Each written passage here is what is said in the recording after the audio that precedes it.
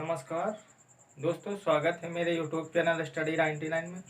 तो आज हम जीव विज्ञान की प्रमुख शाखाएं पढ़ेंगे। तो जीव विज्ञान की प्रमुख शाखाएं और उनके जनक कौन कौन हैं। तो शुरुआत करते हैं। घास का अध्ययन। तो घास का अध्ययन जिस विज्ञान की शाखा के अंतर्गत किया जाता है उसे क्या कहते हैं? एग्रीटोलॉजी। दूसरा नेक्स्ट क्या है? हड्डियों का अध्ययन। तो विज्ञान की वह शाखा जिसके अंतर्गत हड्डियों के बारे में अध्ययन किया जाता है उसे हम ऑस्टियोलॉजी कहते हैं। नेक्स्ट है भूकंप भी। भूकंप का अध्ययन। अब देखिए, विज्ञान की वो शाखा जिसके अंतर्गत क्या करते हैं? भूकंप के बारे में अध्ययन करते हैं, तो उसे कहते हैं सिस्मोलॉजी। नेक्स्ट है मधुमक्खी पालन। अब विज्ञान की वह शाखा जिसके अंतर्गत मधुमक्खियों का पालन किया जाता है उसे हम एपीकल्चर कहते हैं। नेक्स्ट है रेशम कीट पालन। अब रेशम कीट पालन ये भी विज्ञान की शाखा है जिसके अंतर्गत क्या करते हैं? रेशम के कीट का पालन किया जाता है, जिसे हम कहते हैं सेरीकल्चर। नेक्स्ट है पक्षियों एवं वासस्थान। विज्ञान की एक ऐसी शाखा जिसके अंतर्गत क्या करते हैं? पक्षियों के बारे में और उनके वास स्थान जहाँ पर रहते हैं उसके बारे में अध्ययन करते हैं, तो उसे हम कहते हैं आर्थियोलॉजी। क्या कहते हैं? आर्थियोलॉजी। नेक्स्ट क्या है? मछली पालन। तो मछली पालन के बारे में जब अध्ययन करते हैं तो उस विज्ञान की शाखा को क्या कहते हैं? पीसीकल्चर। तो याद रखिए, पीसीकल्चर। अब देखिए, फलों का अध्ययन। तो विज्ञान की वो शाखा जिसके अंतर्गत हम क्या करते हैं कि फलों के बारे में हम अध्ययन करते हैं उसे कहते हैं पोमोलॉजी। क्या कहते हैं? पोमोलॉजी। नेक्स्ट क्या है? कीटों का अध्ययन। अब देखिए, विज्ञान की वो शाखा जिसके अंतर्गत छोटे छोटे 3 जोड़ी पैर वाले कीटों के बारे में अध्ययन करते हैं उसे हम कहते हैं एटमोलॉजी। क्या कहते हैं? एटमोलॉजी। नेक्स्ट है फल फूल। अब विज्ञान की वो शाखा जिसके अंतर्गत क्या करते हैं? फल फूल के बारे में अध्ययन करते हैं उसे हम कहते हैं हार्टिकल्चर। क्या कहते हैं? हार्टिकल्चर। नेक्स्ट क्या है? तंत्रिका तंत्र का अध्ययन। तो विज्ञान की ऐसी शाखा है जो क्या करते हैं? तंत्रिका तंत्र के बारे में अध्ययन किया जाता है, उसे हम कहते हैं न्यूरोलॉजी। क्या कहते हैं? न्यूरोलॉजी। नेक्स्ट है वृक्ष उत्पादन। तो विज्ञान की ऐसी शाखा है जिसके अंतर्गत क्या करते हैं? वृक्षों के उत्पादन के बारे में अध्ययन करते हैं, उसे हम कहते हैं अर्बोरिकल्चर। क्या कहते हैं? अर्बोरिकल्चर। नेक्स्ट है शिलालेख का अध्ययन। अब देखिए, जो पत्थरों पे लिखा जाता है तो पत्थरों पे लिखावट के बारे में अध्ययन किया जाता है जिसे हम कहते हैं शिलालेख का अध्ययन, तो उसे कहते हैं एपीग्राफी। क्या कहते हैं? एपीग्राफी। तो ये तो थे इम्पोर्टेंट कुछ विज्ञान की शाखाएं। अब देखिए, जो है विज्ञान के कुछ जनक, कुछ शाखाओं के जनक जो बहुत ज़्यादा इम्पोर्टेंट क्वेश्चन पूछे जाते हैं। तो देखिए, यहाँ से शुरुआत करते हैं। एक तो आता है जीवाश्म। तो जीवाश्म विज्ञान के बारे में जो जनक हैं तो उन्हें हम कहते हैं लियोनार्डो दा विंची।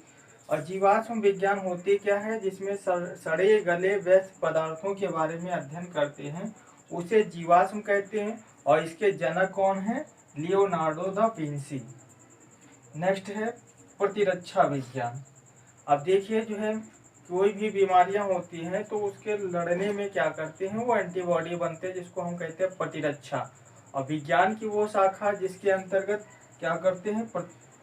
इसका अध्ययन करते हैं, प्रतिरक्षा का अध्ययन करते हैं। तो इसके जनक कौन से हैं?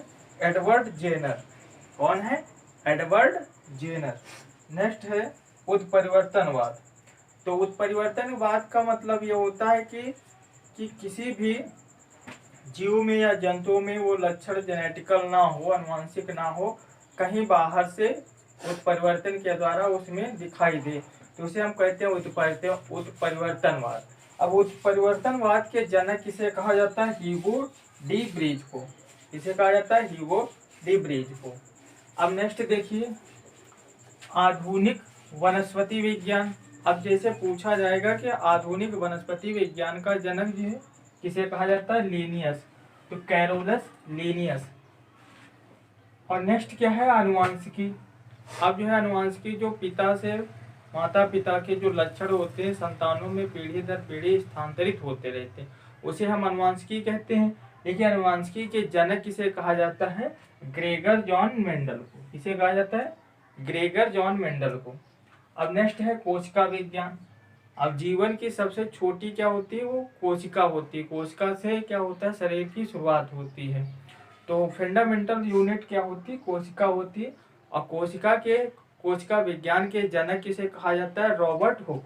रॉबर्ट हुक ने ही क्या की थी, कोशिका की खोज की थी, और उन्हीं को क्या कहा जाता है, कोशिका का जनक कहा जाता है। नेक्स्ट क्या है, वर्गीकी। अब देखिए जीव विज्ञान जो बनी, तो जीव विज्ञान का वर्गीकरण भी किया गया। ठीक है, एक कोश की अलग रखे गए, बहुकोश की जीव अलग रखे गए। ठीक इसी तरीके से पौधों का भी वर्गीकरण किया गया। तो यहाँ पे वर्गीकरण का जनक किसे कहा जाता है, कैरोलस लीनियस को कहा जाता है। तो ये हो गए कैरोलस लीनियस। नेक्स्ट है जंतु विज्ञान। तो जंतु विज्ञान के जो है जनक किसे कहा जाता है, अरस्तु को कहा जाता है। इनकी पुस्तक भी है कौन सी, एनिमेलिया हिस्टोरिया। नेक्स्ट क्या है, सूक्ष्म जीव विज्ञान। अब देखिए कुछ ऐसे छोटे छोटे जीव होते हैं, सूक्ष्म होते हैं, ठीक है, तो उसके बारे में अध्ययन करते हैं, तो उसे क्या कहते हैं, सूक्ष्म विज्ञान कहते हैं। लेकिन सूक्ष्म विज्ञान के जनक किसे कहा जाता है, लुई पाश्चर। लुई पाश्चर एक वैज्ञानिक है, उन्हीं को क्या कहा जाता है, सूक्ष्म विज्ञान के जनक कहा जाता है। नेक्स्ट है क्या है, कवक विज्ञान। तो यहाँ पे कवक वो जो होते हैं जो क्या करते हैं, ना ही सजीव होते हैं ना ही निर्जीव होते हैं, दूसरे पे निर्भर होता है। ठीक है, मतलब वो अपना भोजन जो करते हैं सड़े गले व्यर्थ पदार्थ से प्राप्त करते हैं, तो वो होते हैं कवक। और कवक विज्ञान के जनक किसे कहा जाता है, माइकेली को। किसे कहा जाता है, माइकेली को। अब देखिए जीवाणु। ठीक, जीवाणु विज्ञान के जनक, ये छोटे छोटे क्या होते हैं, जीवाणु होते हैं, तो जीवाणु विज्ञान के जनक किसे कहा जाता है, लेवेनहॉक को कहा जाता है। नेक्स्ट क्या है, इकोसिस्टम पारिस्थितिकी। तो पारिस्थितिकी के जनक किसे कहा जाता है, एजी टॉन्सले को। किसे कहा जाता है, एजी टॉन्सले। फिर नेक्स्ट है चिकित्सा शास्त्र। तो चिकित्सा शास्त्र का जनक जो है किसे कहा जाता है, हिप्पोक्रेटस को बोला जाता है। ये हो गए हिप्पोक्रेटस। नेक्स्ट क्या है, शैवाल विज्ञान। तो शैवाल क्या होते हैं, ये क्या होते हैं, जलीय होते हैं, जो जल में पाए जाते हैं, और ये क्या होते हैं, क्लोरोफिल के कारण जो है इनका रंग हरा होता है। तो ये जो शैवाल जो होते हैं, ठीक है, तो इसको हम शैवाल विज्ञान कहते हैं। लेकिन यहाँ पे जो शैवाल विज्ञान के जनक किसे कहा जाता है, M.O. अयंगर। किसे कहा जाता है, M.O. अयंगर। तो दोस्तों ये हुआ जीव विज्ञान की प्रमुख शाखाएं और उनके जनक। तो इससे रिलेटेड बहुत ज़्यादा क्वेश्चन पूछे जाते हैं, तो आप जो है इसे वॉच कीजिए और समझिए और नोट कर लीजिए कॉपी पर। तो दोस्तों वीडियो समझ में आया तो लाइक शेयर सब्सक्राइब करना ना भूलें।